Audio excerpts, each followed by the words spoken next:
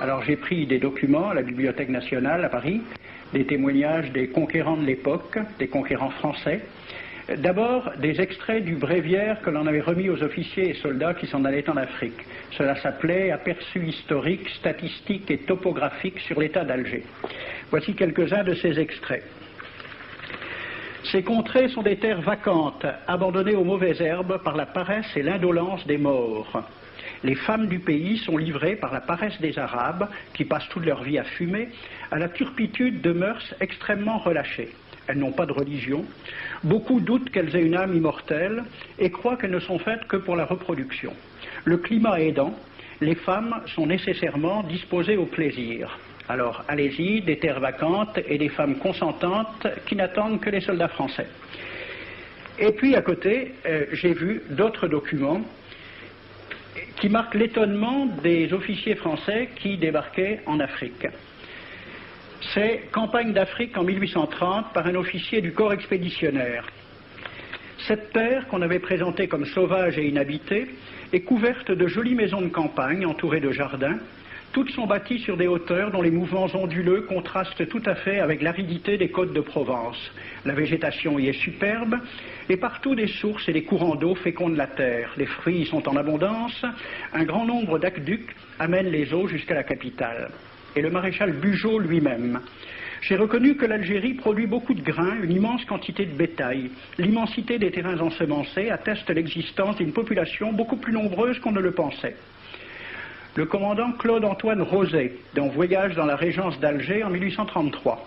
Presque tous les hommes savent lire et compter. En France, on compte à l'époque 40% d'analphabètes. Ainsi, les soldats qui débarquent sont en général moins instruits que les sauvages qu'ils viennent civiliser.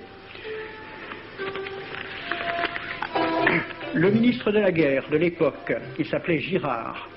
Il faut se résigner à refouler au loin, à exterminer même la population indigène. Le ravage, l'incendie, la ruine de l'agriculture sont peut-être les seuls moyens d'établir solidement notre domination. Savary, duc de Rovigo, apportez des têtes, bouchez les conduites d'eau avec la tête du premier bédouin que vous rencontrerez, au nom bien sûr de la civilisation.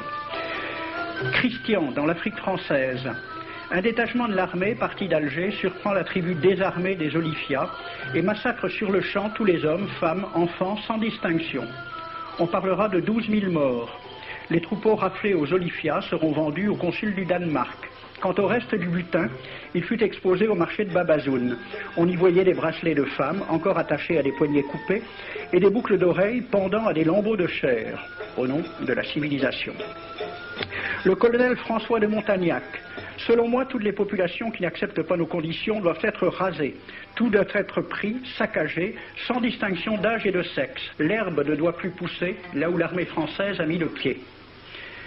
Saint-Arnaud, il était commandant et c'était aussi un mari très attentionné. Il écrit à sa femme « Chère Louise, je suis bivouaqué par une chaleur de 40 degrés au milieu de 20 villages superbes qui ne se sont jamais bien soumis. Je leur ai donné jusqu'à ce soir pour payer les impôts et les amendes que je leur inflige.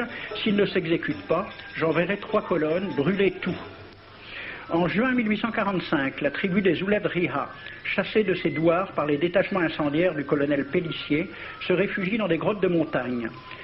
Ordre du maréchal Bugeaud. Si ces gredins se retirent dans leurs cavernes, imitez Cavaignac aux Béha, fumez-les à outrance comme des renards. Voici le récit d'un témoin, français bien sûr. Voir au milieu de la nuit, à la faveur de la lune, un corps de troupes françaises occupé à entretenir un feu infernal. Entendre les sourds gémissements des hommes, des femmes, des enfants et des animaux, le craquement des rochers calcinés s'écroulant. Le matin, quand on chercha à dégager l'entrée des cavernes, gisaient des bœufs, des ânes, des moutons. Parmi les animaux, entassés sous eux, on trouvait des hommes, des femmes, des enfants. J'ai vu un homme mort, le genou à terre, la main crispée sur la corne d'un bœuf. Devant lui était une femme tenant son enfant dans ses bras. Cet homme avait été asphyxié au moment où il cherchait à préserver sa famille de la rage de cet animal. On a compté 760 cadavres. Le 8 mai 1845, Saint-Arnaud découvre 500 Algériens qui s'abritent dans une grotte entre Ténès et Mostaganem. Saint-Arnaud ordonne à ses soldats de les emmurer vivants. Il écrit « Je fais boucher hermétiquement toutes les issues et je fais un vaste cimetière. La terre couvrira à jamais les cadavres de ces fanatiques. » C'est à peu près ce qu'ont dit les Allemands en massacrant le village d'Oradour-sur-Glane. Montagnac, toujours lui, le colonel. Voilà comment il faut faire la guerre aux Arabes. Tuer tous les hommes jusqu'à l'âge de 15 ans. Prendre toutes les femmes et les enfants. Vous me demandez ce que nous faisons des femmes que nous prenons? On en garde quelques-unes comme otages. Les autres sont échangées contre des chevaux et le reste est vendu à l'enchère comme bête de somme. Toujours au nom de la civilisation. Nous rapportons un plein baril d'oreilles récolté pair à pair sur les prisonniers. Il contient même celle d'un de nos 58 gendarmes morts de maladie. 2 pièces de 100 sous ne sont pas à dédaigner. Le maréchal Soult, ministre de la guerre, répondant à des questions à la Chambre des députés. En Europe, un tel acte serait horrible et détestable. En Afrique, c'est la guerre même. C'est la guerre même, c'est du moins ce que dit le ministre français, mais en face, voici un décret pris par l'émir des Arabes, l'émir Abdelkader. Tout Arabe qui amènera vivant un soldat français recevra pour récompense la somme de 8 douros. Tout Arabe qui aura un Français en sa possession sera tenu de le bien traiter et de le conduire le plus promptement possible, soit devant le califat, soit devant l'émir lui-même. Dans le cas où le prisonnier aurait à se plaindre de mauvais traitements, l'Arabe n'aura droit à aucune récompense. À la lecture de ce décret, question d'un soldat algérien, quelle récompense pour un prisonnier vivant? L'émir répond 8 douros. Et pour une tête coupée, l'émir répond 25 coups de bâton sur la plante des pieds. De quel côté était la civilisation?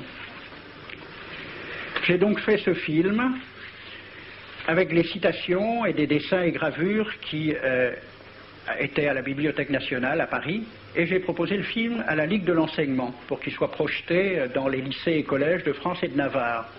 La Ligue de l'enseignement l'a refusé avec cette appréciation. Quoique très correctement réalisé et basé sur des documents indiscutables, ce film va à l'encontre de toutes les idées qui servent de base à l'enseignement de la pénétration française en Afrique du Nord, ce qui rend sa diffusion impossible. C'était reconnaître que l'enseignement n'avait pas pour but l'éducation, c'est-à-dire l'ouverture vers la réalité, mais l'endoctrinement au service d'une idée politique.